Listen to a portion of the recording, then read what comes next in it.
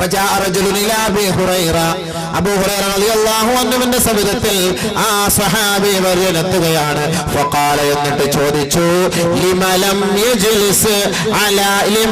يجلس على قاطع رحم عندك അങ്ങയുടെ സദസ്സിൽ എന്തുകൊണ്ടാണ് കുടുംബ ബന്ധം മുറിച്ചവരിരിക്കാത്തത്? എന്തുകൊണ്ടാണ് അങ്ങയുടെ സദസ്സിൽ കുടുംബ ബന്ധം മുറിച്ചവരെ ഇരുത്താത്തത് എന്ന് ബഹുമാനപ്പെട്ട അബൂ ഹുറൈറ റളിയല്ലാഹു തആല അൻഹുവിനോട് ആ സ്വഹാബി ചോദിച്ചു. കുടുംബബന്ധം മുറിച്ചവർ എന്തുകൊണ്ട് ഇരിക്കരുത് എന്ന് പറഞ്ഞു, എന്തുകൊണ്ട് ആ നാട്ടിൽ കഴിയരുത് എന്ന് പറഞ്ഞു. അതാണ് നമ്മുടെ പോയിന്റ്. അബൂ ഹുറൈറ റളിയല്ലാഹു അൻഹു പറയുകയാ, ഇന്നി സമിഅതു റസൂലല്ലാഹി സ്വല്ലല്ലാഹു അലൈഹി വസല്ലമ യഖൂൽ ഇന്നർ റഹ്മത ലാ തൻസിലു അലാ ഖൗമിൻ ഫീഹിം ഖതിയത്തുർ റഹം ഔ കമാ ഖാൽ. അല്ലാഹുവിന്റെ റസൂൽ സ്വല്ലല്ലാഹു അലൈഹി വസല്ലമ തങ്ങൾ പറഞ്ഞതായി ഞാൻ കേട്ടിട്ടുണ്ട്. അല്ലാഹുവിന്റെ കാരുണ്യം, അവന്റെ ബർക്കത്ത്, അവന്റെ ഔദാര്യം, അവന്റെ റഹ്മത്ത്, അവന്റെ ഓശാരം ഒരു നാട്ടിലേക്ക് ഇറങ്ങുകയില്ല, ഒരു മഹല്ലിലേക്ക് ഇറങ്ങുകയില്ല, ഒരു സദസ്സിലേക്ക് ഇറങ്ങുകയില്ല, ഒരു സമുദായത്തിലേക്ക് ഇറങ്ങുകയില്ല. ഫീഹിം ഖാതിഉ റഹിം, ആ കൂട്ടത്തിലോ ആ മഹല്ലിലോ ആ നാട്ടിലോ കുടുംബ ബന്ധം മുറിച്ചവരുണ്ടെങ്കിൽ അല്ലാഹുവിന്റെ കാരുണ്യവും അവന്റെ ബർക്കത്തും ആ നാട്ടിൽ ഇറങ്ങുകയില്ല എന്ന് നബി തങ്ങൾ പറഞ്ഞതായി ഞാൻ കേട്ടിട്ടുണ്ട്. അതുകൊണ്ട് നബി തങ്ങളെ കുറിച്ച് ചർച്ച ചെയ്യുന്ന ഈ സദസ്സിൽ അങ്ങനെ ബന്ധം മുറിച്ചവരുണ്ടെങ്കിൽ എഴുന്നേറ്റ് പോകട്ടെ, കാരുണ്യം അല്ലാഹു വർഷിക്കട്ടെ. അതാണ് ഞാൻ പറഞ്ഞതെന്ന് അബൂ ഹുറൈറ റളിയല്ലാഹു അൻഹു. മനസ്സിലായോ? കുടുംബത്തിൽ ബർക്കത്ത് കിട്ടാത്തതിന്റെ കാരണം മനസ്സിലായോ? മഹല്ലിൽ ബർക്കത്ത് കിട്ടാത്തതിന്റെ കാരണം മനസ്സിലായോ? നാട്ടിൽ ഐശ്വര്യം കിട്ടാത്തതിന്റെ കാരണം മനസ്സിലായോ?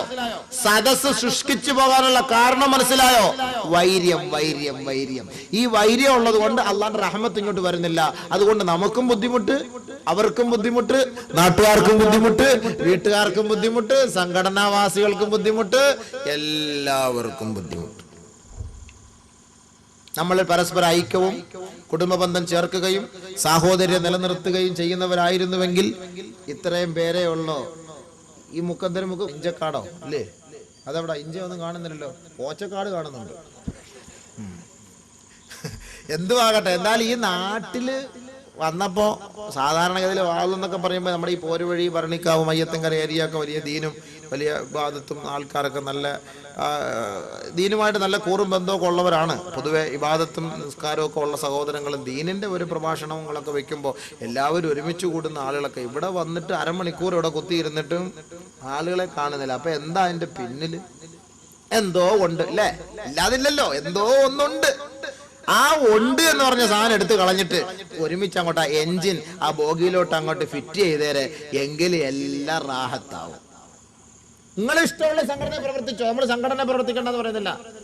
ഇഷ്ടമുള്ള സംഘടനയിൽ അവരവർ പ്രവർത്തിച്ചോട്ടെ. പക്ഷെ നമ്മുടെ മഹല്ലുകാർ, നമ്മുടെ നാട്ടുകാർ, നമ്മുടെ ഗ്രാമവാസികൾ, നമ്മുടെ കുടുംബക്കാർ ഒരുമിച്ച് നില്ല്. കല്യാണത്തിന് ഒരുമിക്കുന്നു, മരണത്തിന് ഒരുമിക്കുന്നു, പിന്നെ എന്താ ഇതിന് മാത്രം ഒരുമിക്കാത്തത്? ഏത് സംഘടനക്കാരനും മരണത്തിന് വരുന്നു, ഏത് സംഘടനക്കാരനും കല്യാണത്തിന് പങ്കെടുക്കാൻ വരുന്നു. ഒരു വണ്ടി ഇടിച്ചു കിടന്നാൽ എല്ലാവരും ഓടി വരുന്നു പൊക്കിയെടുത്തോണ്ട് പോകാൻ വേണ്ടി. അവിടെയൊക്കെ ഐക്യമുണ്ട്. പിന്നെ ഈ വിഷയങ്ങളായി അതുകൊണ്ട് എന്താ സംഭവിക്കുക? റഹ്മത്തില്ല, ബർക്കത്തില്ല, പ്രശ്നം, കുടുംബത്തിൽ പ്രശ്നം, നാട്ടില് പ്രശ്നം, വീട്ടിൽ പ്രശ്നം, കച്ചവടത്തിൽ പ്രശ്നം, സാമ്പത്തിക പ്രശ്നം, മാനസിക പ്രശ്നം. ഒരു ഇൻട്രസ്റ്റും ഇല്ല, ഒരു സുഖവും ഇല്ല, ഒരു ടേസ്റ്റും ഇല്ല ജീവിതത്തിൽ. ഇത് ഞാൻ പറഞ്ഞല്ല, മനുഷ്യൻ 3 കാര്യത്തിന് വേണ്ടിയിട്ടാ ഈ ബന്ധങ്ങൾ ഒഴിവാക്കുന്നതും ഈ ബന്ധം വിച്ഛേദിച്ചു കഴിയുന്നതും ഈ വാശിയും ദുർവാശിയുമായിട്ട് കഴിയുന്നതും. 3 കാര്യങ്ങൾ. ഈ നെട്ടോട്ടം ഓടുന്നതും, നേരം വെളുത്തി എഴുന്നേറ്റ് കച്ചവടത്തിന് പോണതും, നാളെ പള്ളിക്കൂടത്തിൽ പോകണം, ജോലിക്ക് പോകണം, അതുകൊണ്ട് വാത് കേട്ടാ ഉറക്കം കിട്ടൂല എന്ന് പറഞ്ഞിട്ട് നിസ്കാരം പോലും കളഞ്ഞിട്ട് കിടന്ന് ഉറങ്ങുന്നതും ഒക്കെ എന്തിനാ? 3 കാര്യത്തിന് വേണ്ടിയിട്ടാണ്. 1, അവന്റെ കുടുംബത്തിൽ സ്വസ്ഥമായ ഒരു ജീവിതം നയിക്കണം. 2, അവന്റെ ശരീരത്തിന് ആരോഗ്യത്തിന് വേണ്ടി. 3, അന്നത്തെ അന്നം കിട്ടണം. ഈ 3 കാര്യമാണ് ഈ ഭൂലോകത്തിൽ ജീവിക്കുന്ന മനുഷ്യന്റെ ആവശ്യം. ഈ 3 4മതൊരു കാര്യം ഒരുത്തനും വേണ്ട. ഉണ്ടെന്ന് ആർക്കെങ്കിലും പറയാൻ പറ്റുമോ? 3 കാര്യം. 1 എന്ത് വേണം? സ്വസ്ഥത വേണം. കോടികളുണ്ട്, സ്വസ്ഥതയില്ല. പുണ്യമുണ്ടോ? കോടികൾ കിടപ്പുണ്ട്, കോടികളുണ്ട്. മക്കൾ അടിയോടടി. വാപ്പാക്കും സ്വസ്ഥതയില്ല, ഉമ്മാക്കും സ്വസ്ഥതയില്ല, സ്വത്തിനും മുതലിനും കിടന്ന് അടിയോടടി പ്രശ്നങ്ങളാണ്. സ്വസ്ഥതയുണ്ടോ? വാപ്പാക്ക് സ്വസ്ഥമാണെന്ന് പള്ളിയിൽ പോകാൻ പറ്റുമോ? സുഖമില്ലാതെ കിടക്കുന്ന വാപ്പായ ഉമ്മായ എങ്ങനെയെങ്കിലും പടത്തിനകത്തോ ഫ്യൂറിഡാൻ ഒഴുക്കി കൊടുത്തിട്ട് എങ്ങനെയെങ്കിലും ഒന്ന് മരിച്ചു കിട്ടിയാൽ ഇതൊന്ന് ഓഹരി ചെയ്ത് എടുത്തോണ്ട് എനിക്ക് ബോംബെക്ക് പോകണം, ഒരാൾ ബാംഗ്ലൂർ പോകണം, ഒരാൾ മദ്രാസിൽ പോകണം എന്നൊക്കെ നിയത്തി ചെയ്തിട്ട് ഇങ്ങനെ ഇരിക്കായി. ഇവരോട്ട് മരിക്കുന്നുമില്ല, കട്ടിലിട്ട് ഒഴിയുന്നുമില്ല. അവസാനം മരുന്ന് വാങ്ങിക്കുന്ന കൂട്ടത്തിൽ ഒരു ക്യാപ്സൂളിനകത്തിരിക്കുന്ന പൊടിയൊക്കെ എടുത്ത് മാറ്റി ഫ്യൂറിഡാൻ ഇട്ട് കൊടുത്തിട്ട് വാപ്പിച്ച ഗുളിയ എന്നാ നടുവേദനയുടെ ഗുളിയ എന്നാ തിന്നുകൊട്. എക്കാലത്തേക്കും വാപ്പിച്ചയുടെ നടുവേദന പൂർണ്ണമായിട്ട് പോയി. വാപ്പായ, സ്വന്തം വാപ്പായ എങ്ങനെയെങ്കിലുമൊക്കെ ഒന്ന് തടിസലാമത്തായി കിട്ടണം, വസ്തു കിട്ടണം.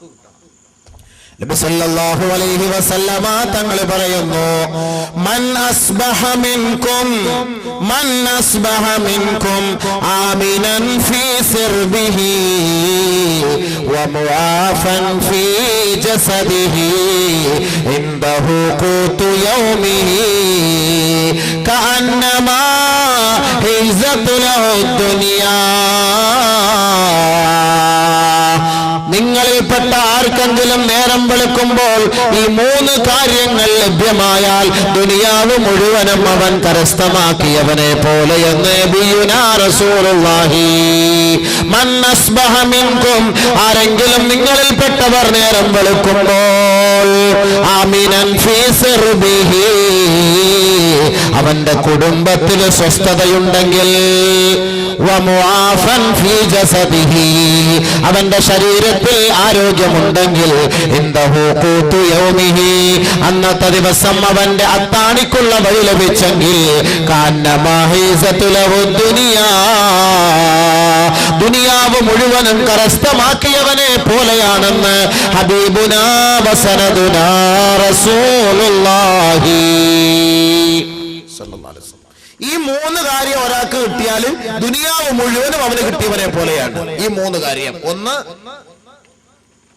ആമിനൻ ഫീ സിർബി, കുടുംബത്തിൽ സ്വസ്ഥത. ശരിയല്ലേ? കുടുംബത്തിൽ സ്വസ്ഥത ഇല്ലെങ്കിൽ പണം ഉണ്ടായിട്ട് കാര്യമുണ്ടോ?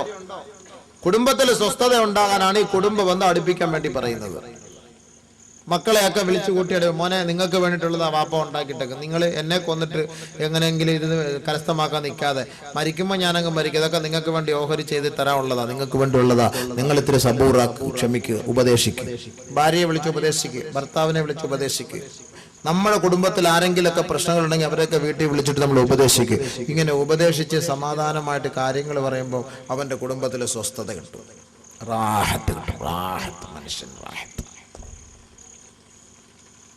ഗൾഫാർ മുഹമ്മദ് അലി, യൂസുഫ് അലി എന്നൊക്കെ പറയുമ്പോൾ കോടികളുള്ളവരാണ്, പക്ഷെ അവർക്കൊരു സ്വസ്ഥത ഉണ്ടെന്ന് നിങ്ങൾക്ക് പറയാൻ പറ്റുമോ? നമ്മുടെ വീട്ടിൽ ഭാര്യയുടെ മക്കളുടെയും കൂട്ടത്തിൽ ഇരുന്ന് രാവിലെ ഇത്തിരി കപ്പയും പുഴുങ്ങി ചാള കൂട്ടാനും വെച്ച് കറിയും വെച്ച് പൊരിച്ച് ചമ്മന്തി ഉടച്ച് മക്കളും ഒക്കെ ആയിട്ട് ഭാര്യയൊക്കെ ആയിട്ട് ഒരുമിച്ച് കൂടി ഇരുന്ന് തിന്നുന്ന ആ ഒരു സുഖം, ആ ഒരു ഇൻട്രസ്റ്റ്, ആ ഒരു ടേസ്റ്റ്, ആ ഒരു സമാധാനം അവർക്ക് കിട്ടുമോ? ബ്രേക്ക്ഫാസ്റ്റ് ഏതെങ്കിലും ഫ്ലൈറ്റിന്റെ മുകളിൽ ഇരുന്നിട്ടായിരിക്കും, ഉച്ചയ്ക്ക് കഴിക്കണത് ഏതെങ്കിലും കോട്ടയിലായിരിക്കും, രാത്രി എവിടെ ദുബായിൽ. ഒരിക്കലും ഒരു വക്കത്ത് ഒരു നേരത്തെ ഭക്ഷണം. സുബഹി നിസ്കാരം അമേരിക്കയിലാണെങ്കിൽ അസർ നിസ്കാരം ലണ്ടനിൽ, അസർ നിസ്കാരം അവിടെ ആണെങ്കിൽ മാരിയോ നിസ്കാരം ഈജിപ്തിൽ മാരിയോ നിസ്കാരം. ഞായറാഴ്ച ഒരു ഇശാ നിസ്കരിക്കാൻ മാത്രം കേരളത്തിലേക്ക് വരും. വന്നിട്ട് വല്ല പുണ്യമുണ്ടോ? ഒരു 250 മൊബൈൽ കാണും അവിടെ ഇവിടെ.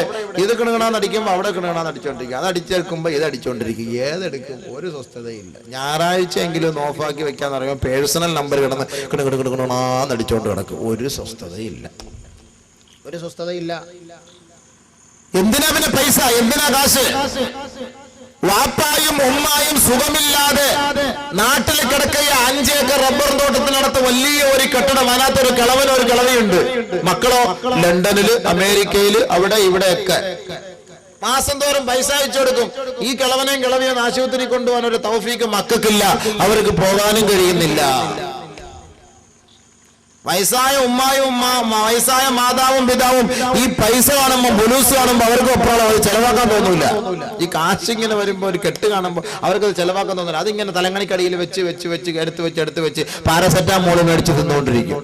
2 രൂപയുടെ പാരസെറ്റാമോളും 10 രൂപയുടെ കാറുകാരൻ കൊണ്ടുവന്ന കൊട്ടൻ ചുക്കാതി തൈലവും ഇതും വാങ്ങിച്ച് ഇങ്ങനെ തിന്ന് അതും ഇങ്ങനെ പുരട്ടി കഴിയും. 1000ങ്ങളും 10,000ങ്ങളും ഇവരുടെ തലങ്ങണിക്കടിയിൽ കാണും. മരിച്ചു കഴിയുമ്പോൾ ഇവരെ കുളിപ്പിക്കാൻ വേണ്ടി എടുക്കുമ്പോൾ ഒരു കെട്ട് നോട്ട്, പിന്നെ കുളിപ്പിക്കുന്നതൊക്കെ പിന്നെ ഈ നോട്ട് കെട്ട് ആദ്യം ഓഹരി ചെയ്യുന്ന വിഷയത്തിൽ ചർച്ച, പിന്നെ നമുക്ക് കുളിപ്പിക്കാം, അവിടെ കിടക്കട്ടെ. ഇതിനെക്കുറിച്ച് ആദ്യം ചർച്ച ഇഷ്ടം പോലെ ഉണ്ട്. വാപ്പായ്ക്കും ഉമ്മാക്കും ഒന്ന് സ്വസ്ഥമായി ആശുപത്രിയിൽ കൊണ്ടുപോകാനോ അവരെ ഒന്ന് ചികിത്സിക്കാനോ ഒന്നും നമുക്കൊന്ന് വയ്യ. മക്കളൊക്കെ ഗൾഫില, വർഷങ്ങളായി ഗൾഫില. കല്യാണം കഴിച്ച് പെണ്ണും പിള്ളെ കൊണ്ട് വീട്ടിലോട്ടാക്കും. ഇവൻ 3 ദിവസം കഴിഞ്ഞ് ഗൾഫിൽ പോകും. പിന്നെ മകൾക്ക് 8 വയസ്സാകുമ്പോഴാണ് തിരിച്ചു വരിക. ദാമ്പത്യ ജീവിതത്തിന് എന്താ സഹോദര ഒരു ടേസ്റ്റ്. 8 വയസ്സുള്ള കുട്ടിയായിട്ട് അവിടെ പോയി നിൽക്കുമ്പോ വാപ്പ ഇറങ്ങി വരുമ്പോ, ഉമ്മിച്ച എന്റെ വാപ്പ ഏതാ ഉമ്മിച്ച എന്റെ വാപ്പ. ഉമ്മാടുത്ത് ചോദിക്കണം കറക്റ്റായിട്ട് വാപ്പ ആരാന്നുള്ളത്. കാരണം ഒരുപാട് വാപ്പമാരിപ്പോ ഉണ്ട്. അതുകൊണ്ട് ആരാ ഒറിജിനൽ വാപ്പ എന്നുള്ളത് ഉമ്മാടുത്ത് തന്നെ ചോദിക്കണം. കച്ചവടക്കാരാണെങ്കിലോ രാവിലെ 5 മണിക്ക് എഴുന്നേറ്റ് പോകും മാർക്കറ്റിൽ, രാത്രി 12 മണി കടയിൽ കടച്ചു വരും. അപ്പൊ മക്കൾ കിടന്ന് ഉറക്കമായിരിക്കും. ഞായറാഴ്ച ഒരു ദിവസം മാത്രം കച്ചവടക്കാര് വീട്ടിൽ കാണും. അപ്പോൾ എന്ത് ഈ ഞായറാഴ്ചയല്ലേ മക്കളുടെ കൂടെ ഒന്ന് ഭക്ഷണം കഴിക്കാൻ ചെല്ലി രാവിലെ പോത്തിറച്ചി വാങ്ങാൻ പോകും. പോത്തിറച്ചി മേടിച്ചിട്ടുണ്ടെങ്കിൽ തിരിച്ചു വരുന്ന വഴിയിൽ മക്കളായിരിക്കും സിറ്റ് ഔട്ട് ഇരിക്കുന്നത്. ഉമ്മാടുത്ത് പറയും, ഉമ്മിച്ച ആരോ ഒരാൾ ഒരു സിമ്മിക്കവറുമായിട്ട് വെളിയിൽ വന്ന് നിൽക്കുന്നു. വെളിയിൽ പോയി. അപ്പം ഉമ്മിച്ച ഓടി വരും അടുക്കളയെന്ന്. വന്ന് നോക്കുമ്പോ എന്താ, അയ്യോ നിന്റെ വാപ്പായ മോനെ. ഇതാണോ എന്റെ വാപ്പിച്ച? അറിയില്ല. കാരണം എന്താ, മക്കൾ ഉറക്കത്തിന് എഴുന്നേക്കുന്നതിന് മുമ്പേ മുമ്പെല്ലാം കച്ചവടത്തിന് പോകും. പിന്നെ വരുന്ന എത്ര മണിക്കാ? 12 മണിക്ക്. പോകുമ്പോഴും ഉറക്കം മക്കള്, വരുമ്പോഴും ഉറക്കം മക്കള്. പിന്നെ എപ്പോഴാ മക്കൾ ഉറങ്ങാതെ വാപ്പായി കാണുന്നത്? ഞായറാഴ്ച ദിവസം മക്കൾക്കും ഫ്രീ, വാപ്പാക്കും ഫ്രീ. ആ സമയത്തായിരിക്കും വാപ്പായ മക്കൾ ഉമ്മ പരിചയപ്പെടുത്തി, ഇതാണ് നിന്റെ വാപ്പ, ഇതാണ് നിന്റെ വാപ്പ. ഇങ്ങനെ ജീവിച്ചിട്ട് എന്തിനാ സുഹൃത്തെ ഈ കാശുണ്ടാക്കി? എന്ത് പുണ്യം! ഇതാണ് വാപ്പാക്കും ഉമ്മാക്കും പിന്നെ ഗുണമില്ലാത്ത മക്കളായി മാറുന്നത് നമ്മുടെ മക്കൾ. വാപ്പാക്കും ഉമ്മാക്കും പ്രയോജനമില്ലാത്ത മക്കളായി മാറുന്നതിന്റെ കാരണം അതാണ്. മാതാപിതാക്കളുടെ സ്നേഹം മക്കൾക്ക് കിട്ടുന്നില്ല.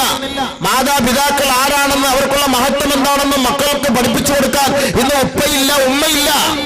ഉപ്പ സമ്പാദിക്കാൻ ഗൾഫിൽ പോയി കിടക്കുന്നു. അവന്റെ ശരീരവും മജ്ജയും മാംസവും മുഴുവനും അവൻ അറേബ്യൻ മണലാരണ്യത്തിൽ അവൻ പണയപ്പെടുത്തിയിട്ട് വയസ്സനായി ശരീരം നിറയെ രോഗവുമായി ഇവിടേക്ക് വരുമ്പോ ചെറുപ്പക്കാരിയായ ഇവിടുത്തെ പെണ്ണ് അവനെ സ്വീകരിക്കുന്നത് തൈലവുമായിട്ട് കുഴമ്പുമായിട്ടാണ്. തൈലവും കുഴമ്പുമായിട്ട് റെസ്റ്റ് എടുക്കാൻ വേണ്ടി വരുക.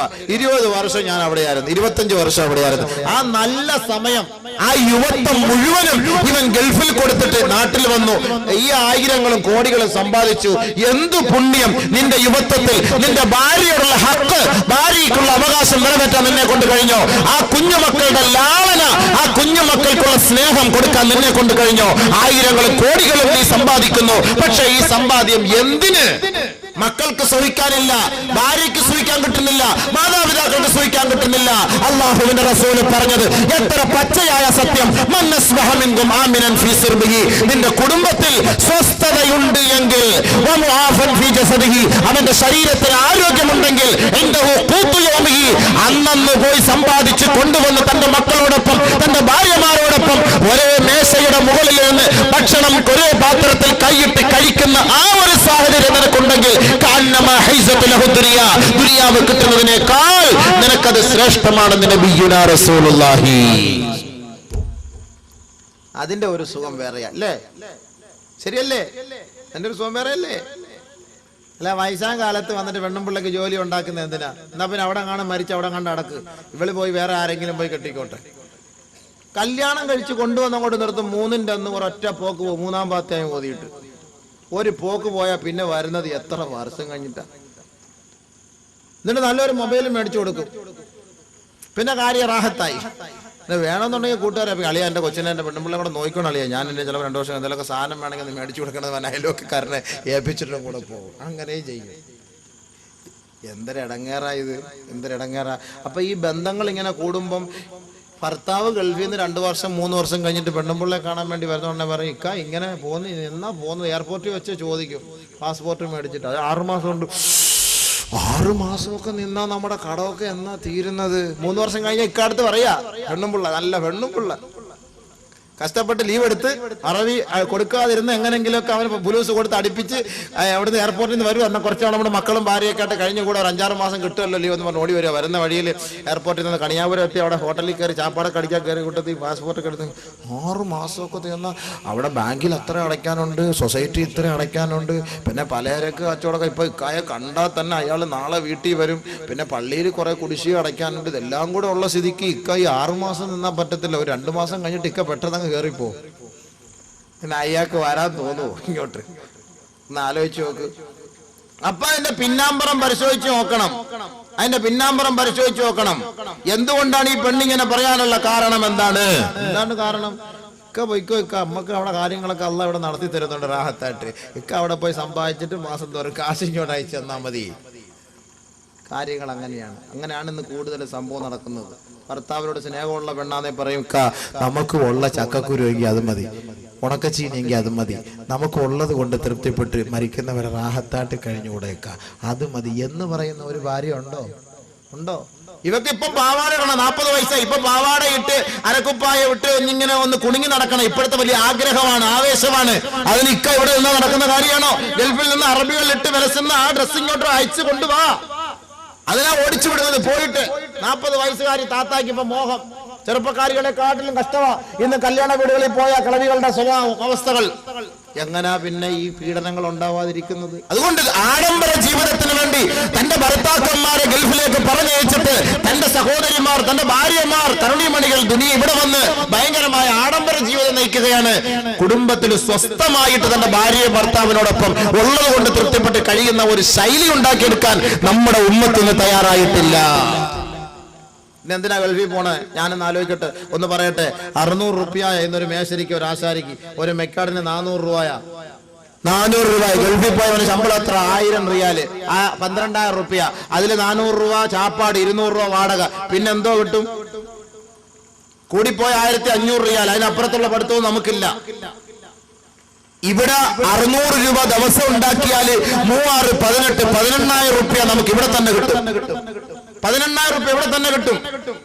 രാവിലെ ഒരു പെട്ടി വണ്ടി തള്ളിക്കൊണ്ട് പോയാല്, അതിൽ കുറച്ച് പച്ചക്കറിയും വെച്ചോണ്ട് പോയാല്, അല്ലെങ്കിൽ കല്ല് വെച്ച മാങ്ങായും പറക്കി വെച്ചോണ്ട് പോയാല്, മനുഷ്യരെ കളിപ്പിക്കാൻ വയറ്റിളക്കം ഉണ്ടാക്കാൻ വേണ്ടിയിട്ട് അങ്ങനെയും കുറച്ച് കാശുണ്ടാക്കിയിട്ട് വന്നാല് വൈകിട്ട് അവന്റെ പോക്കറ്റിൽ 10, 600 രൂപ 700 രൂപ മിച്ചം കിട്ടും.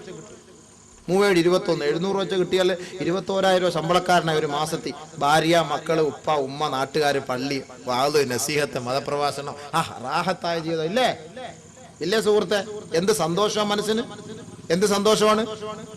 അതാണ് നബി തങ്ങൾ പറഞ്ഞത്, സമ്പന്നന്മാർക്ക് 3 കാര്യങ്ങൾ അവരെ അലട്ടിക്കൊണ്ടിരിക്കും. അലി റളിയല്ലാഹു അൻഹു പറഞ്ഞു, 3 കാര്യങ്ങൾ സമ്പന്നന്മാരെ അലട്ടിക്കൊണ്ടിരിക്കും. 1, ഹമ്മുൽ ലാസിമുൻ, നിരന്തര ടെൻഷൻ. സമ്പന്നന്മാർക്ക് നിരന്തര ടെൻഷൻ. അത് ഞാൻ പറയുന്നില്ല. എന്തൊക്കെ ബെൻസ് കാറില യാത്ര ചെയ്യുക, AC ഇട്ടുകൊണ്ടാ പോവുക, AC കൂട്ടിയിടാൻ പറയിരുന്നു കൊണ്ട് മോലാളി ഡ്രൈവർ പറയും, സാറേ തണുക്കുന്ന കുടുങ്ങുന്ന വണ്ടി തെറ്റിപ്പോകും. എടാ നിനക്ക് തണുത്താലും ഞാനിവിടെ ഇരുന്ന് വേർക്കുകയാണ്, 50 കോടി എടുത്തിരിക്കുകയാണ്, നാളെ ജപ്തി നോട്ടീസുമായിട്ട് വരും, ഞാനിത് എങ്ങനെ അടയ്ക്കും എന്ന് ഓർത്ത് ഫിക്ർ ചെയ്ത് ഞാൻ പിറകിയിരിക്കുക. നിനക്ക് തണുക്കുന്നില്ലേ? എനിക്ക് വേർക്കുന്നു, കൂട്ടിയിട് AC. ബെൻസ് കാറിൽ പോയാലല്ലേ ഒരാളോട് പോയിട്ട് 2 കോടി കടം ചോദിച്ചാൽ കൊടുക്കുള്ളൂ. മാരുതി കാറിൽ പോയിട്ട് 2 കോടി കടം തന്നു വെച്ചാൽ ആരും കൊടുക്കുവോ? അപ്പൊ ഇവര് വീണ്ടും അവിടെ പ്രാരാബ്ധം കൂടുകയാണ്. ഒരു സ്ഥാപനം ഉണ്ടാക്കുന്നു, ഒരു മെഡിക്കൽ കോളേജ് ഉണ്ടാക്കുന്നു, അല്ലെങ്കിൽ ഒരു കോളേജ് ഉണ്ടാക്കുന്നു, കോടികൾ വാങ്ങുന്നു, കോടികൾ അവിടെ ലോൺ എടുക്കുന്നു. സാധാരണ ഒരു ഓട്ടോറിക്ഷയിലോ, ഒരു ബൈക്കിലോ, ഒരു മാരുതിക്കാറിലോ പോയി ചോദിച്ചാൽ പറ്റൂല. പിന്നെ വണ്ടി 40 ലക്ഷവും 50 ലക്ഷവും കൊടുത്ത് CC ഇട്ട് വണ്ടി എടുക്കുന്നു, അതിനകത്ത് കയറിയിരുന്ന് വീണ്ടും പോയി കടം ചോദിക്കുന്നു. ഈ കടം എങ്ങനെ കൊടുത്തുവിടും? ടെൻഷൻ, ഹമ്മുൻ ലാസിമുൻ, നിരന്തര ടെൻഷൻ. നിരന്തര ടെൻഷനാണ്, നിരന്തര ടെൻഷൻ, ഹമ്മുൻ ലാസിമുൻ. സ്ഥിരമായ ക്ഷീണം. വൈകിട്ട് ഭാര്യയെ പ്രതീക്ഷിച്ചിരിക്കും, ഭർത്താവ് വരുന്നതും കാത്ത് ഭക്ഷണം കഴിക്കാതെ. 10 മണിയായി, 10:30ആയി, മിസ്കാൽ അടിച്ചുകൊണ്ടേയിരിക്കും. എപ്പോ എവിടെത്തി? അതാ വരുന്നത്. വരുന്ന വഴിയിൽ ഒരുപാട് പേരെ കാണണം, സംസാരിക്കണം. വീട്ടിൽ എത്തുമ്പോഴത്തേക്ക് 12:05. പഴങ്കഞ്ഞിയുടെ സമയമായി, വൈകിട്ടത്തെ ഭക്ഷണം. പെണ്ണും പിള്ളയും കഴിക്കാൻ പറ്റില്ല, ഇയാളും ഇവളും കഴിക്കില്ല, ഇയാളും വന്ന് കയറി എഴുതോണ്ട് ഇക്ക ഭക്ഷണം എടുക്കട്ടെ. ഓ ഭക്ഷണമൊന്നും വേണ്ട, നീ അത് വേണ്ട. ഉടുപ്പ് എല്ലാം കൂടെ വലിച്ചു വാരി ഇട്ടിട്ട് ഒരു മലന്ന് പോസ്റ്റ്മോർട്ടം ചെയ്യാൻ കിടക്കുന്ന പോലെ ഒരൊറ്റ കിടത്ത. എന്താ പറ്റി? ഓ 2-3 പേർക്ക് നാളെ പൈസ കൊടുക്കാറുണ്ട്, ഇപ്പൊ എങ്ങനെ കൊടുക്കുന്നുള്ളു, 2-3 ഇടത്ത് കയറി ഇറങ്ങി വന്ന് കിട്ടിയില്ല. നിരന്തര ക്ഷീണം. എന്നും ഇതാണല്ലോ പ്രശ്നം. എന്ന് നോക്കിയാൽ ഇവിടെ ദാമ്പത്യ ബന്ധം നടക്കുന്നില്ല, ദിവസങ്ങളായി. എങ്ങനെ ദാമ്പത്യ ബന്ധം നടക്കും? ടെൻഷൻ അടിച്ചു കഴിഞ്ഞാൽ എങ്ങനെ ഒരു ഊർജം കിട്ടുക? ടെൻഷൻ അടിച്ച് കിടക്കല്ലേ. അത് ഉണ്ടാക്കാൻ പോകുമ്പോൾ ഓർക്കണം, ഇത്രയും കോടികളൊക്കെ സമ്പാദിക്കാൻ പോകുമ്പോൾ ഓർക്കണം, ഇതൊക്കെ എടുക്കാൻ പോകുമ്പോൾ ഓർക്കണം. വീട് വെക്കുമ്പോ ഒന്ന് ആലോചിക്കൂല, ഒരു 5 ലക്ഷം ഇങ്ങട് പെട്ടെന്ന് 10 ലക്ഷം ഇങ്ങട്, ഇത് അടയ്ക്കാൻ പോകുമ്പോഴാണ് പ്രശ്നം വരുന്നത്. വീട് വെക്കാൻ നേരത്തെ കിട്ടുമ്പോ റാഹത്ത, 10 ലക്ഷം ഇങ്ങോട്ട് കിട്ടും. പക്ഷെ അത് അടയ്ക്കാൻ പോകുമ്പോ അവൻ സമ്പാദിക്കുന്നത് ഖിയാമത്ത് നാൾ വരെ ഇവൻ സമ്പാദിക്കുന്ന പൈസ മുഴുവൻ അടച്ചാലും SBT-കാരുടെ വയറ് നിറയൂല, ഫെഡറൽ ബാങ്കുകാരുടെ വയറ് നിറയൂല, KSF-കാരന്റെ വയറ് നിറയൂല, ICICI-കാരന്റെ വയറ് നിറയൂല. നിറയുവോ? തന്റെ മക്കൾക്ക് കൊടുക്കേണ്ട പൈസ, തന്റെ കുഞ്ഞുമക്കൾക്ക് തിന്നേണ്ട പൈസ, തന്റെ സഹോദരങ്ങൾ തിന്നേണ്ട പൈസ, ഈ പൈസ മുഴുവനും ബാങ്കുകാർ കൊണ്ടുപോയി. ആദ്യം ഒരു കെട്ട് കൊണ്ട് തരുമ്പോൾ ഇവൻ വിചാരിക്കും, അല്ലോ ഈ ബാങ്കുകാർക്ക് എന്നോട് ഇത്ര വലിയ മഹബത്താണോ, അതങ്ങോട്ട് സ്വീകരിക്കും. അള്ളാഹു നിങ്ങൾക്ക് വർക്കത്ത് ചെയ്യട്ടെ. അള്ളാഹു വലിയ വർക്കത്താ മോനെ, നിന്റെ കിഡ്നി വിറ്റെങ്കിലും ഞങ്ങൾക്ക് അള്ളാഹ് വർക്കത്ത് ചെയ്യും, യാതൊരു സംശയമില്ല. അല്ലേ? അവസാനം ഗതിയില്ലാതെ എല്ലാം വിൽക്കേണ്ടി വരും, വീടടക്കം കൊണ്ടുപോകും. മക്കൾക്ക് ഫ്രൂരിടാൻ ഒരു ഗ്ലാസ് വെള്ളത്തിൽ കലക്കി കൊടുത്തിട്ട് അവരെല്ലാരും കൂടെ ദാ കിടക്കും. നേരം വിളക്കും പള്ളിയിൽ സുബഹിക്ക് ഇന്നാലില്ലാഹി വ ഇന്നാ ഇലൈഹി റാജിഊൻ. അബൂബക്കറിന്റെ മക്കളും ഭാര്യ എല്ലാം കൂടെ ദാ തൂങ്ങിച്ചത്ത് ഒരു ഫാമിലി ഒരു ഫാരിനകത്ത് ജമാഅത്തോടുകൂടി തൂങ്ങി നിൽക്കുന്നു. എന്തിനാ ഈ വെപ്രാളത്തിന് ഈ കൊടും ഇതിനൊക്കെ പോണത്? നിരന്തര ക്ഷീണം. അലി റളിയല്ലാഹു അൻഹു പറഞ്ഞ വാക്കാ. മൂന്നാമത് തീരാ നഷ്ടം. ഇതൊക്കെ നഷ്ടപ്പെട്ട് അവസാനം പോകുമ്പം ഇവന് ഒരിക്കലും സ്വസ്ഥതയും കിട്ടൂല. ഇവൻ നഷ്ടത്തോടെ നഷ്ടവും ഇടങ്ങേറിനോടെ ഇടങ്ങേറുകാരനുമായിരിക്കും. ഈ 3 കാര്യം സമ്പന്നന്മാരെ അലട്ടിക്കൊണ്ടിരിക്കുമെന്ന് അലി റളിയല്ലാഹു അൻഹു. 3 കാര്യം ജീവിതത്തിൽ ഉണ്ടായാൽ അവന് സ്വസ്ഥത കിട്ടുമെന്ന് നബിയുനാ റസൂലുള്ളാഹി സ്വല്ലല്ലാഹു അലൈഹി വസല്ലം. ഈ 3 കാര്യത്തിന് വേണ്ടിയിട്ടാണ് അള്ളാഹുവിനെ ഭയപ്പെട്ട് ജീവിക്കാം നിങ്ങൾ തീരുമാനമെടുത്താൽ അള്ളാഹ് ഈ 3 കാര്യം നിങ്ങൾക്ക് നൽകാമെന്ന് അള്ളാഹു തആല പറയുന്നു. സ്വസ്ഥത തരും, സമ്പത്ത് തരും, ശരീരത്തിന് ആരോഗ്യം തരും. അതല്ലാതെ നിങ്ങളായിട്ട് മെനഞ്ഞെടുത്ത് ആരോഗ്യം ഉണ്ടാക്കാനൊന്നും കിട്ടൂല. സുബഹി നിസ്കരിക്കാതെ ഓടും രാവിലെ, എന്തോരം ഓട്ടമാ രാവിലെ ഓടുന്ന ഓട്ടം. കൈ ഓരോരുത്തരുടെ കൈ പോകുന്ന പോക്ക് കണ്ടു കഴിഞ്ഞാൽ അല്ലാഹ്, ഈ കൈ വടക്കന്തല ജമാഅത്തിലേക്ക്, ഈ കൈ ശാസ്താംകോട്ടെ ഭാഗത്തേക്ക്. ഒരു മനുഷ്യനെ പോലും തിരിഞ്ഞു നോക്കിയാ വിളിച്ചേ, ഡേ നിന്റെ ഭാര്യ മരിച്ചടേ, ചുമ്മാ മിണ്ടല്ലേ, ഭാര്യയൊക്കെ അവിടെ കിടക്കട്ടെ, നമ്മൾ ആദ്യം എന്റെ ശരീരം. ഒരു കാര്യം പറഞ്ഞാൽ പോലും തിരിഞ്ഞു നോക്കൂല. ഓട്ടത്തോടെ ഓട്ടം. എന്തിനാണ്? 2 വർഷം കൂടെ കൂടുതൽ ജീവിക്കാൻ, അമിതമായ കൊളസ്ട്രോൾ ഒഴിവാക്കിയെടുക്കാൻ വേണ്ടി ഓട്ടത്തോടെ ഓട്ടമാണ്. പള്ളിയുടെ മുന്നിലൂടെ പോകും, ജമാഅത്ത് നമസ്കാരം നടക്കും, സൈനുദ്ദീനെ കയറി നമസ്കരിക്കും. അള്ളാഹ് അങ്ങോട്ട് കയറരുത് ഡോക്ടർ പറഞ്ഞിട്ടുണ്ട്. 6 കിലോമീറ്റർ കഴിഞ്ഞ് നിൽക്കാവുന്ന ഡോക്ടർ പ്രത്യേകം പറഞ്ഞിട്ടുണ്ട്. ഇടയ്ക്കെങ്ങാണ് നമസ്കരിക്കാൻ കയറിയാൽ എന്റെ ജീവൻ ഔട്ടായി പോകും. 2 ദിവസം കഴിയുമ്പോൾ പത്രത്തിൽ കാണും, സൈനുദ്ദീൻ പ്രഭാത സവാരികളെ കുഴഞ്ഞു വീണ് മരിച്ചു.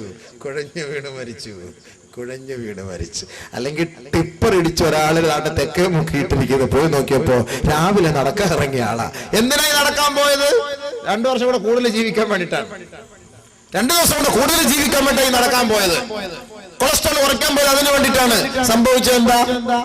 കൃത്രിമമായി ആയുസ് ഉണ്ടാക്കിയെടുക്കാൻ വേണ്ടി ഇവൻ ആഗ്രഹിച്ചപ്പോൾ അള്ളാന്റെ ഭാഗത്തു നിന്നുള്ള തീരുമാനം വരുന്നു, നിന്നെ ഈ റോഡിയിട്ട് തന്നെ കൊന്നേക്കാം, അവിടെ തന്നെ കിടന്നോ. ഫായിദ ഉണ്ടായോ? എന്നാ വർഷങ്ങളായി കപ്പയുടെ ചീനിയുടെ തൊലി നിന്ന് ജീവിച്ച ഉപ്പുപ്പന്മാര് ഇപ്പോഴും നല്ല മട്ടൻ ചാപ്സ് അടിക്കുന്ന കാണുമ്പോ നമുക്ക് നെഞ്ചിന് ഇടിയാ. നമുക്ക് തിന്നാൻ പറ്റില്ല ഒരു പീസ് കൊളസ്ട്രോള്. ഉപ്പുപ്പന്മാര് കല്യാണ വീട്ടിൽ ഇരുന്ന് മെരുക്കുന്നത് കണ്ട അല്ലോ എന്റെ കാക്ക സംഭവം കൊള്ളാം. എന്തുകൊണ്ട്? അവർ പണ്ട് മുതലേ അള്ളാഹുവെ ഉള്ളത് കൊണ്ട് അഡ്ജസ്റ്റ് ചെയ്ത് കഞ്ഞിയും കുടിച്ച് അവിടെ കിടന്ന തോലൊക്കെ തിന്ന് വളർന്നു വന്നവരാണ്. ഉള്ള ആരോഗ്യം അള്ളാഹ്ക്ക് വേണ്ടി കൊടുക്കുന്നു. റബ്ബ് ചെയ്ത ഏറ്റവും വലിയ തൗഫീക്ക് ചെറുപ്പക്കാരുടെ കണ്ണൻ ചിപ്പിക്കുന്ന തരത്തിൽ അവരുടെ മുന്നിൽ മട്ടൻ ചാപ്സ് അടിക്കുന്നു, ചില്ലി ചിക്കൻ അടിക്കുന്നു. അവർക്കൊരു കൊളസ്ട്രോളും ഇല്ല, അവർക്കൊരു വാൽവിന് തകരാറുമില്ല. ഇന്നത്തെ കൂടുതൽ മരണങ്ങളും കൂടുതൽ അറ്റാക്കുകളും കൂടുതൽ രോഗങ്ങളും ഇന്നത്തെ കണക്കെടുപ്പിൽ നമ്മൾ മനസ്സിലാക്കിയത് 30-ന്റെയും 50-ന്റെയും ഇടയ്ക്കുള്ളവർക്കാണ്, 40-ന്റെയും ഇടയ്ക്കുള്ളവർക്കാണ്, ചെറുപ്പക്കാർക്കാ. മരിച്ച ചാക്കാലക്കോളം ഉണ്ടല്ലോ പത്രത്തില്, എല്ലാ ദിവസവും എടുത്തു വെച്ച് വായിച്ചാരെ നമ്മുടെയും ഫോട്ടോ ഒരു ദിവസം അതിനകത്ത് വരും. ചാക്കാലക്കോളം, ആ ചാക്കാലക്കോളം എടുത്തു വെച്ച് ചർമ്മകോളം ഇല്ലേ, അത് എടുത്തു വെച്ചിട്ട് നോക്കണം. എത്ര ചെറുപ്പക്കാർ പണ്ട് നമ്മുടെ ജില്ലയിൽ ഒരാളെ മരിക്കാറുള്ളൂ. അറ്റാക്ക് വന്ന് ഹൃദയ സ്തംഭനം മൂലം ഒരാൾ മരിച്ചു, ഒറ്റ ആളെ കാണുള്ളൂ. ഇപ്പോ ദിവസവും ഇഷ്ടം പോലെ ചുമ്മാ ഉരുണ്ടങ്ങ് മരിക്കുക, ഉരുണ്ട് വീണു. അള്ളാഹു പെട്ടെന്നുള്ള മരണത്തിൽ നമ്മളെ രക്ഷപ്പെടുത്തുമാറാകട്ടെ. അള്ളാഹു നമുക്ക് ആയുസ് തരും, ആരോഗ്യം തരും, ജീവിതത്തിൽ ബർക്കത്ത് ചെയ്തു തരും. എപ്പോൾ നിങ്ങൾ അള്ളാഹുവിലേക്ക് അടുക്കാൻ നിങ്ങൾ തയ്യാറാവുക, പരസ്പര വൈര്യം മറക്കുക, പരസ്പര ബന്ധം സ്ഥാപിക്കുക. അള്ളാഹുവിന്റെ റസൂൽ പറഞ്ഞു, നിങ്ങൾക്ക് ആയുസ് വേണമോ, നിങ്ങളുടെ ആയുസ് വർദ്ധിക്കണമോ, നിങ്ങൾ വിച്ഛേദിച്ച ബന്ധങ്ങൾ നിങ്ങൾ കൂട്ടിച്ചേർക്കുമെൻ, നിങ്ങളുടെ ആയുസ് അള്ളാഹു ഓട്ടോമാറ്റിക്കായിട്ട് ഉയർത്തി തരും. അതാ മരിക്കുന്നത്, പെട്ടെന്ന് മരിക്കുന്നതാ. ജീവിക്കണമെന്ന് ആഗ്രഹമുണ്ടോ?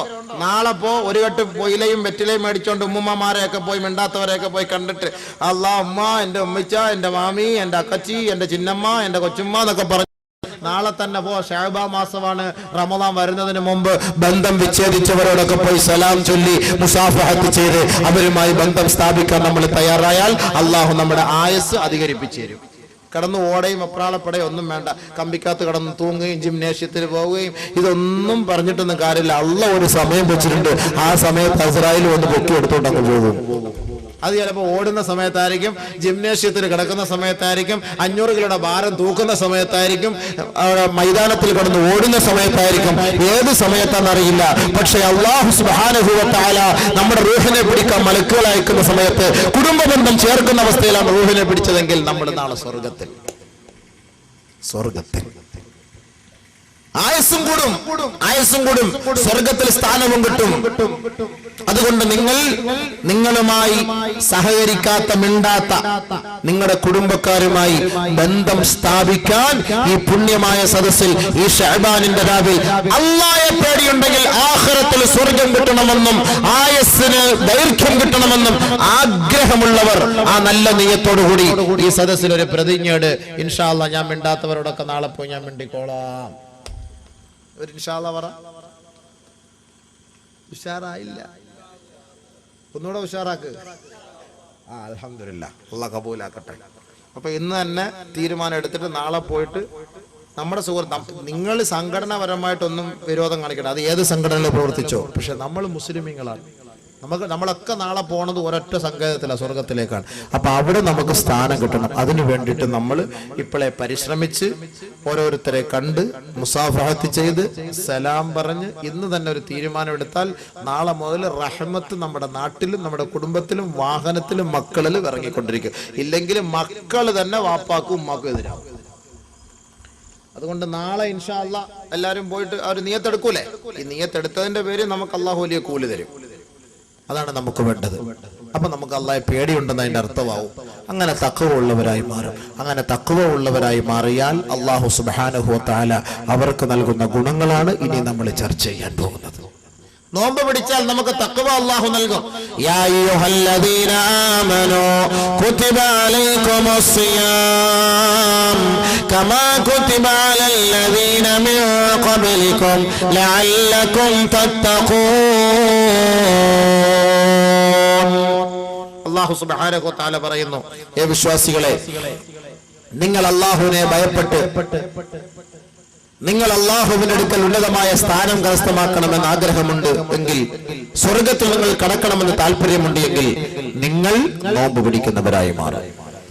നോമ്പ് പിടിച്ചാൽ നിങ്ങൾക്ക് തഖ്വ ഉണ്ടാകും. നോമ്പ് പിടിച്ചാൽ തഖ്വ ഉണ്ടാകും. അല്ലാഹു സുബ്ഹാനഹു വ തആല തഖ്വ ഉണ്ടാക്കാൻ വേണ്ടി നമുക്ക് പഠിപ്പിച്ചു തന്ന മാധ്യമം നോമ്പല്ലാതെ മറ്റൊന്നുമല്ല. ശരിയായ കാര്യമാണ്. അല്പം ചിന്തിച്ചു നോക്ക്. റമളാൻ മാസത്തിൽ നോമ്പ് പിടിച്ചിട്ട് നമ്മൾ വിത്തന പറയാൻ പോകുമ്പോൾ രണ്ടുപേരിരിക്കുമ്പോൾ നമ്മൾ പറയത്തില്ല, നോമ്പ് റമളാൻ മാസമായിട്ട് പിത്തനയും പ്രസാദം പറയാതെ എന്ന് നമ്മളൊരു വാക്കെങ്കിലും പറയും. എന്നാൽ നിസ്കരിക്കാൻ പോകുമ്പോൾ ഒന്നും എടുത്തിട്ട് വിത്തന പറയുമ്പോ ജമാഅത്തിന് കൈയിട്ട് നമുക്ക് നിസ്കരിച്ചിട്ടൊന്ന് പറയാം ബാ എന്ന് പറയുള്ളൂ. എന്നാ വേണ്ടാന്ന് പറയൂല. നിസ്കാരം കഴിഞ്ഞവിടെ എല്ലാ പള്ളിയുടെ ഫ്രണ്ടിൽ ഒരു വിത്തന മജ്‌ലിസ് ഉണ്ട്. അവിടെ അങ്ങനെ ഇരുന്ന് ആ തൂണിൽ ഇങ്ങനെ ചാരി റാഹത്തായ രീതിയിൽ പറയാതെ തുടങ്ങും. ചർച്ച ചെയ്യും. ആ പള്ളിയുടെ സൈഡിൽ ഇങ്ങനെ ഈ തലയിലെ എണ്ണയുടെ പാട് ആ ഭിത്തിയിൽ കാണും. നാളെ ഈ ഓരോ പള്ളിയുടെ ഈ പാട് എടുത്ത് സെലക്ട് ചെയ്തിട്ട് സ്കാൻ ചെയ്യുമ്പോൾ അവിടെ ഇരുന്ന് ആരൊക്കെ ഭിത്തിന പറഞ്ഞോ ഈ മജ്‌ലിസിൽ പങ്കെടുത്തവരെ മുഴുവൻ അവിടെ ഹാജരാക്കും. ഓരോ പള്ളിയുടെ സിറ്റ് ഔട്ട് പൊക്കിയെടുക്കും. അവിടെ കൊണ്ടുവന്നിട്ട് അതൊക്കെ സ്കാൻ ചെയ്യാൻ പറയും. സ്കാൻ ചെയ്യുമ്പോൾ ഏതൊക്കെ ഉപ്പുപ്പന്മാരുടെ തലയുണ്ടോ അവരെ മൊത്തം പൊക്കിയെടുക്കും, അവിടെ കൊണ്ടുവരും. നിസ്കാരം കഴിഞ്ഞാൽ വേറെ ജോലിയൊന്നുമില്ലല്ലോ. അപ്പൊ അതൊക്കെ ഇങ്ങനെ വന്നിരുന്ന് ഇങ്ങനെ പനായും വിത്തനായും പറയാ. ആ നിസ്കാരം മൊത്തം റോഡിൽ കൂടെ പോയി നിസ്കരിക്കാത്തവന് കൊടുക്കും. നമസ്കരിക്കാത്തവർക്ക് നമസ്കരിക്കുന്നവർ കൊടുക്കുന്ന ഉപകാരമാണിതെല്ലാം. ബഹുമാനപ്പെട്ട പ്രവാചകൻ ഒരു ദിവസം സ്വഹാബത്തിനോട് ചോദിക്കുകയാണ്, അതദ്റൂന മൽ മുഫ്ലിസ്, സഹാബത്തെ ആരാണ് ഒന്നുമില്ലാത്തവനെന്നറിയുമോ? ഖാലൂ അൽ മുഫ്ലിസു ഫീനാ മല്ലാ ദിർഹമ വലാ ദീനാർ, ഞങ്ങളിൽ ഒന്നുമില്ലാത്തവൻ ഒരു ദിർഹമോ ഒരു ദിനാറോ ഇല്ലാത്തവനാണ് നബിയേ. അല്ലാഹുവിന്റെ റസൂലിന്റെ സഹാബാക്കൾ നബി തങ്ങളോട് മറുപടി പറഞ്ഞു. ഖാല റസൂലുള്ളാഹി സ്വല്ലല്ലാഹു അലൈഹി വസല്ലം, അല്ലാഹുവിന്റെ റസൂൽ പറഞ്ഞു, ഇല്ല ഇല്ല, അങ്ങനെയല്ല. മുഫ്ലിസ് എന്ന് പറഞ്ഞാൽ അൽ മുഫ്ലിസു ഫീനാ,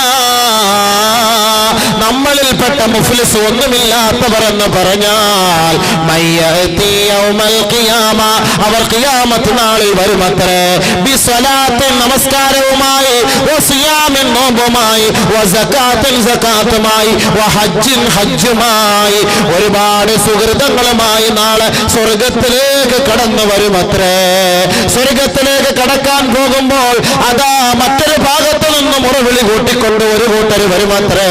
വയതി മൻഷതമഹാദാ വസഫകദമഹാദാ വലറബഹാദാ വകലമാലഹാദാ ഫയുഅതാ മിൻ ഹസനാതിഹി ثم തുരിഹ ഫിന്നാർ. അല്ലാഹുവിന്റെ റസൂല് പറയുകയാണ്, നാളെ ഖിയാമത്ത് നാളിൽ ഓരോരുത്തരും അവരുടെ നമസ്കാരവും അവരുടെ നോമ്പും അവരുടെ സകാത്തും അവരുടെ ഹജ്ജും അവരുടെ ഖുർആൻ ഓതലുകളും അവരുടെ ദിക്റുകളും അവരുടെ സലാത്തുകളും അവരുടെ നല്ല നല്ല നന്മയായ കാര്യങ്ങളുമായി നാളെ ഖിയാമത്ത് നാളിൽ ഒരു കൂട്ടർ ഹാജരാകുമത്രേ. ആ ഇബാദത്തുകളുമായി സ്വർഗത്തിലേക്ക് കടക്കാൻ പോകുമ്പോ അതാ മറ്റൊരു ഭാഗത്ത് നിന്ന് ഒരു കൂട്ടർ വരുകയാണ്. അവര് പറയുന്നു, അല്ലാ, ഇവരെ നീ സ്വർഗത്തിലേക്ക് കടത്തരുത്. ഞാൻ നമസ്കാരമില്ലാത്തവനായിരുന്നു, ഞാൻ നോമ്പ് പിടിക്കാത്തവനായിരുന്നു, പക്ഷേ ഇവർ നമസ്കരിച്ചും നോമ്പ് പിടിച്ചും എന്നെ തെറി പറഞ്ഞവരാണ് റബ്ബേ. മറ്റൊരു കൂട്ടർ വരികയാണ്, അല്ലാഹുവേ, എന്നെ അകാരണമായി കൊന്നുകളഞ്ഞവനാണ് ഇവൻ റബ്ബേ, അതുകൊണ്ട് ഇവനെ നീ സ്വർഗത്തിലേക്ക് അയക്കരുത് നാഥനെ. മറ്റൊരു കൂട്ടർ വരികയാണ്, പടച്ച തമ്പുരാനെ, അകാരണമായി കാരണമില്ലാതെ വെറുതെ ദുർവാശിയോടെ വൈരാഗ്യത്തോടെ എന്നെ അടിച്ചവനാണ് അല്ലാ, ഇവനെ സ്വർഗത്തിലേക്ക് വിടരുത് റബ്ബേ. മറ്റൊരു കൂട്ടർ വരികയാണ്, പടച്ചവനെ, ഇവൻ നമസ്കാരവും നോമ്പും വിവാദത്തുകളും ഉള്ളവനായിരുന്നു, പക്ഷേ എന്റെ സമ്പത്ത് എന്റെ മുതൽ അന്യായമായി തിന്നവനാണ് റബ്ബേ, അതുകൊണ്ട് ഇവനെ സ്വർഗത്തിൽ കടത്തരുതേ തമ്പുരാനെ എന്ന് ഈ ഓരോരുത്തരും പടച്ച തമ്പുരാനോട് പറയുമ്പോ അല്ലാഹു തആല മലക്കുകളോട് പറയുമത്രേ, നോക്കൂ, ഇവര് പറയുന്നതിൽ വല്ല അർത്ഥവുമുണ്ടോ? അപ്പൊ മലക്കുകൾ പെട്ടെന്ന് ഫയൽ എടുത്ത് നോക്കും. ഈ നിസ്കരിച്ച് ഇബാദത്ത് ചെയ്ത് നോമ്പുമായി സക്കാത്തുമായി സ്വർഗത്തിൽ പോകാൻ വേണ്ടി വന്നവരുടെ ഫയൽ എടുത്ത് നോക്കും. എടുത്ത് നോക്കുമ്പോ മലക്കുകൾ പറയാം, ശരിയാണ് അല്ലാഹ്, വെറുതെ ചീത്ത വിളിച്ചവനാണ് ഇവനെ, വെറുതെ അടിച്ചവനാണ് ഇവനെ, ഇവന്റെ സ്വത്ത് തിന്നിട്ടാണ് പള്ളിയിൽ പോയി നിസ്കരിച്ചിട്ട് ഫസ്തിന മജ്‌ലിസിൽ പോയി വലിയ തസ്ബീഹ് ഉരുട്ടിക്കൊണ്ടിരുന്നത്, വെറുതെ ഇവൻ ആളുകളെ അപരാധം പറഞ്ഞവനാണ്, അപവാദം പറഞ്ഞവനാണ്. അല്ലാഹുവേ,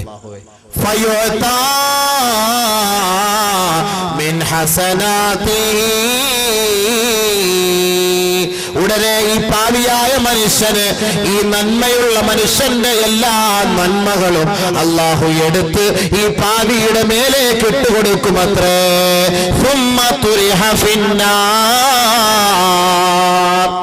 ഈ ദുനിയാവിൽ വെച്ച് 60 വയസ്സ് 70 വയസ്സ് വരെ നമസ്കരിച്ച് ഇബാദത്തെടുത്ത ഈ ചങ്ങാതിയുടെ ഹൃദയം ബ്ലാങ്ക്, എംപ്റ്റി, ഒന്നുമില്ലാതെയായി. എല്ലാ അമലും ആർക്ക് കിട്ടി? ഈ റോഡിൽ കൂടെ വെറുതെ നിസ്കരിക്കാതെ പോകുന്നവന് കിട്ടി. അവനെ കുറിച്ച് വെറുതെ പറഞ്ഞ് ഫനായും ഫിത്നയും ഫസാദും പറഞ്ഞപ്പോ അവൻ ഇതൊന്നും മറുപടി പറഞ്ഞില്ല. അവൻ ഇതെല്ലാം അല്ലാഹു ഖിയാമത്ത് നാളിൽ വെച്ച് എടുത്ത് ഇവനിട്ട് കൊടുക്കും. അപ്പോൾ അവന്റെ ഹൃദയം എന്തായി? ഒന്നുമില്ല, ഒരമലുമില്ല. അവനെ നരകത്തിലേക്ക് എറിയപ്പെടുമെന്ന് നബിയുനാ റസൂലുള്ളാഹി. ഇവനാണ് മുഫ്ലിസ്, ഇവനാണ് ഒന്നുമില്ലാത്തവനെന്ന് കാരുണ്യത്തിന്റെ തിരുദൂതനായ മുഹമ്മദ് മുസ്തഫ. ഇവനാണ് ഒന്നുമില്ലാത്തവൻ, അതല്ലാതെ ദിർഹമോ ദിനാറുകളോ ഇല്ലാത്തവനല്ല. ഖിയാമത്ത് നാളിൽ ഒന്നുമില്ലാത്തവൻ വരുന്ന അവസ്ഥയാണിത്. ഇവിടെ വെച്ച് ഒരുപാട് ഇബാദത്തുകളൊക്കെ വാരിക്കോരിക്കൂട്ടും. പക്ഷെ ആഖിറത്തിൽ ചെല്ലുമ്പോൾ ഇതൊക്കെ മറ്റൊരാൾക്ക് വേണ്ടി ഇവനെല്ലാം സമ്മാനിക്കേണ്ടി വരും. അതുകൊണ്ട് ആരെ കുറിച്ച് നമ്മൾ ഒരു ഫനായും പറയരുത്, ഒരു ഫിത്നായും പറയരുത്, ഒരു ഫസാദും പറയരുത്, ഒരു കാര്യവും പറയാം. റമളാൻ മാസം വരുന്നു. റമളാൻ വരുമ്പം ഫനായും ഫിത്നായും തുടങ്ങുന്നത് മുൻകൂർ ജാമ്യം എടുത്തോണ്ടാ. എങ്ങനെ? അല്ല കാക്ക, ഞാൻ അവന്റെ കുറ്റം പറയല്ല, ഞാൻ അവന്റെ കുറ്റം പറയല്ല. അവനുണ്ടല്ല ഇന്നലെ രാത്രി ഇന്ന വീട്ടിൽ കയറിപ്പോന്ന ഞാൻ കണ്ടല്ലോ. റമളാനിൽ നോമ്പ് പിടിച്ചോണ്ട് ആദ്യം എന്താ ജാമ്യം, മുൻകൂർ ജാമ്യം. ഞാൻ അവന്റെ കുറ്റം പറയല്ല. പിന്നെ എന്തായി പറയാൻ പോണത്? ഞാൻ അവന്റെ കുറ്റം പറയല്ല എന്ന് മുൻകൂർ ജാമ്യം എടുത്തിട്ടാ റമളാൻ മാസത്തിൽ ഫനായും ഫിത്നായും ഫസാദും പറയാൻ പോണത്. വെറുതെ പാവം പിടിച്ചവന് നോമ്പ് കിട്ടും. നമ്മൾ പട്ടിണിക്കിരുന്നത് മിച്ചം. പട്ടിണിക്കിരുന്നിട്ട് ഒരു പുണ്യമില്ല. ആരെ കുറിച്ചും അനാവശ്യമായി നമ്മൾ പറയരുത്. ഒരാളുടെ മുഖത്ത് നോക്കി നമ്മൾ ഒരു വെറുപ്പോടുകൂടി നോക്കരുത്. ആരുമാകട്ടെ, നമ്മുടെ എത്ര വലിയ വിരോധിയുമാകട്ടെ, അവന് നിങ്ങൾ സലാം പറ, അവനോട് സന്തോഷത്തോട് കൈ കൊടുക്ക്, അവനുമായി സന്തോഷത്തോട് കഴിഞ്ഞുകൂട്. ഒരു സലാമെങ്കിലും പറഞ്ഞുകൊണ്ട് നിങ്ങൾ നിങ്ങളുടെ കുടുംബക്കാരെ പോയി നിങ്ങൾ കാണണം, അവരുമായി ഇഴുകിച്ചേരണമെന്ന് നബിയുനാ റസൂലുള്ളാഹി. നമ്മുടെ ശരി. എങ്കിൽ നമുക്ക് ആഖിറത്തിൽ ഒരുപാട് നേട്ടങ്ങൾ കിട്ടും. ഇവരെ തഖ്വയുള്ളവരാണ്. മുത്തഖീങ്ങൾക്ക് ഇത് സാധിക്കുകയുള്ളൂ. മുത്തഖീങ്ങൾക്ക് മാത്രമേ ഇതിന് കഴിയുകയുള്ളൂ. അതുകൊണ്ടാണ് അല്ലാഹു സുബ്ഹാനഹു വ തആല പറഞ്ഞത്, നിങ്ങൾ നോമ്പ് പിടി, നിങ്ങൾ മുത്തഖീങ്ങളാകും. നോമ്പ് പിടിച്ചിട്ട് നമ്മൾ പള്ളിയുടെ വാതിൽ ഇരുന്നുകൊണ്ട് ബസ്സിൽ പോകുന്ന പെണ്ണുങ്ങളെ നോക്കുവോ? നോക്കാൻ നമുക്ക് തോന്നൂലല്ലോ. ആരെങ്കിലും അളിയ ഇല്ല, അത് കണ്ടോടാ, നോമ്പും പിടിച്ചിട്ട് നീ കണ്ണ് സൂക്ഷിക്കടാ. എന്നാൽ ഒന്നുമെടുത്തിട്ട് നിസ്കരിക്കാൻ കയറി പള്ളിയുടെ സിറ്റ് ഔട്ടിൽ നിൽക്കുമ്പോൾ ഒരു ബസ് പോകുന്നു, ഒരു കൊച്ചു മിഡിയൻ ടോപ്പ് ഇട്ടുകൊണ്ട് നിൽക്കുന്നെങ്കിൽ എന്നാ നോക്കിയിട്ട് നിസ്കരിച്ച് കളയാം. ഇമാമ റുക്കൂലാണ്, എന്നാൽ ഇയാളാണെന്ന് കണ്ടിട്ട് പോയിട്ട് അല്ലാഹു അക്ബർ നിസ്കരിക്കുമ്പോൾ ചിന്ത എന്താ? ആ കൊച്ചിന്റെ മിനിസ്കർട്ട്, ആ കൊച്ചിന്റെ മിഡിയൻ ടോപ്പും. ഇതാണ് മനസ്സിൽ വരിക.